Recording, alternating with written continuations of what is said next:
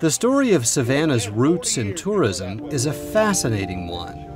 A story that truly does start at our beginning and builds quickly towards the vibrancy that is today's Savannah tourism, and one with a keen eye towards what will be tomorrow.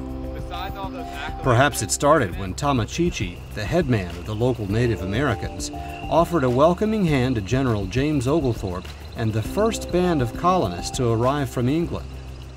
Some might say that they were the very first group of visitors to Savannah.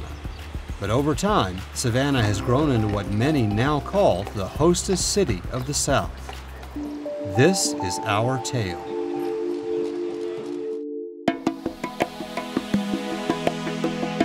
When Tamachichi and Oglethorpe sealed the deal that paved the way for Savannah to grow into a busy seaport bristling with the masts of ships from countries all over the globe, culture and art naturally came along for the ride.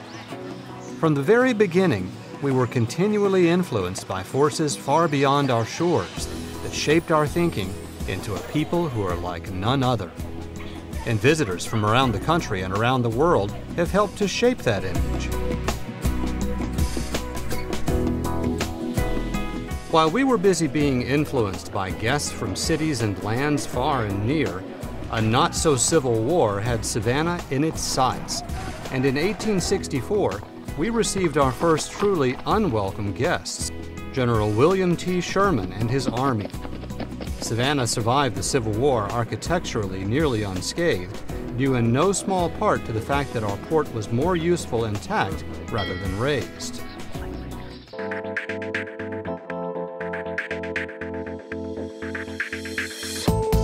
Fast forward to the 1950s when a group of preservation-minded ladies formed the historic Savannah Foundation.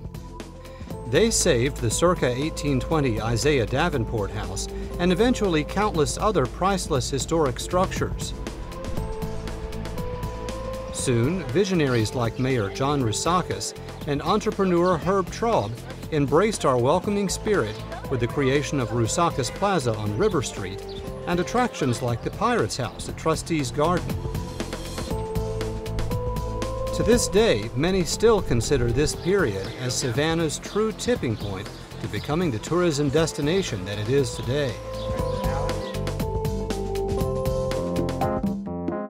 Who could have guessed that educator Paula Wallace would soon see Savannah as a cradle of art, history, and worldwide influence, and the home of her grandest idea, the ever-expanding Savannah College of Art and Design, which has brought tens of thousands of students to the city and led to the renovation of over 65 historic district structures around Savannah for classroom and instructional use. Indeed, SCAD, more than any other single entity, has fronted our emergence on the world stage, now also boasting campuses in Atlanta, France, and Hong Kong. Next, in 1994, author John Berendt chronicled his times here in the New York Times best-selling novel Midnight in the Garden of Good and Evil, which painted Savannah as a quirky town with a personality no one would want to miss. Frankly, there was no way to rebottle Lady Chablis, Jim Williams, and Minerva once someone removed the cork, and the tourists began to come and come and come. The book caught the attention of Clint Eastwood, and Midnight the movie followed soon after, and even more visitors found their way to Savannah. After a brief breath to produce and host the iconic scenes in the movie Forrest Gump, a local rags-to-riches story came to life in Savannah with the culinary sensation of Paula Deen, her sons Jamie and Bobby, and their Lady and Sons restaurant. Between the eatery and the many cookbooks and television shows, Miss Paula's popularity continued to grow, all the while attracting new visitors. With increased visitors, more local entrepreneurs have come to the table, and many existing businesses are expanding into new markets. This place is fantastic. Now look at where we are today. Savannah's tourism numbers have burgeoned from less than 1.5 million visitors in 1977 to more than 12 million in 2012, generating over $2 billion, yes, that's billion with a B, in visitor spending in our community every year. People come from around the globe to walk through our 22 beautiful downtown historic squares, experience our hauntingly attractive historic sites and cemeteries, and dine in the eclectic collection of restaurants, feasting on everything from fresh local sea-to-table and farm-to-table fare to some of the best ice cream on the planet. Thank you. And for good reason. Year after year, Savannah is recognized as one of America's top 10 cities to visit by domestic and international travel, culinary, and lifestyle publications and websites, including Travel and Leisure, Condé Nast, Southern Living, and the New York Times. So Savannah's impressive tourism story continues to unfold daily.